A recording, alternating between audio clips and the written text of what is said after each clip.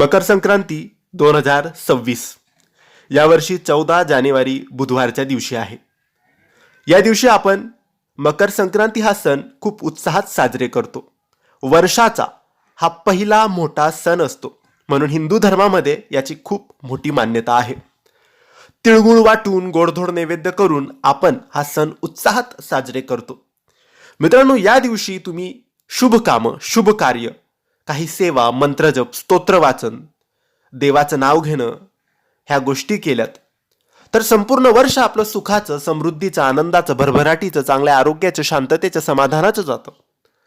या दिवशी तुम्ही स्वामींची सेवा करा. स्वामी मंदिरात, स्वामी मठात, स्वामी केंद्रात जाऊन दर्शन घ्या, तिथे सेवा करा.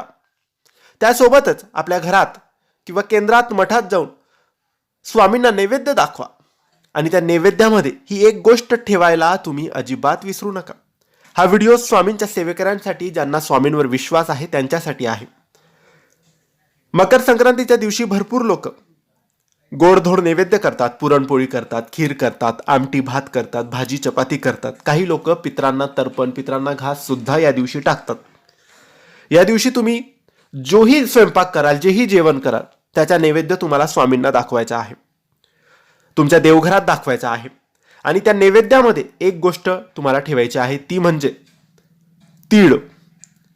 तुम्हाला तीळ ठेवायचे आहे, कारण हा दिवस तीळ वाटून आपण साजरा करतो, म्हणून तुम्हाला तीळ ठेवायचे आहे.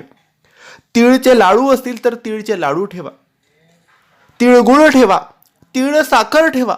जे तुम्हाला यापैकी जमेल ती गोष्ट तुम्हाला ठेवायची आहे. तीळ ठेवली तरी चालेल, तीळ साखर ठेवली तरी चालेल, तिळाचे लाडू ठेवले तरी चालतील, तिळगुळ ठेवला तरी चालेल, पण ताटात ठेवायचं आहे. नक्की स्वामींना पुरणपोळी, खिरेचा नैवेद्य आणि तिळगुळ दाखवायला अजिबात तुम्ही विसरू नका. कारण आपण तिळगुळ करतो, तिळाचे लाडू करतो, पण स्वामींना आपण दाखवायला विसरतो. म्हणून तुम्ही या दिवशी विसरू नका.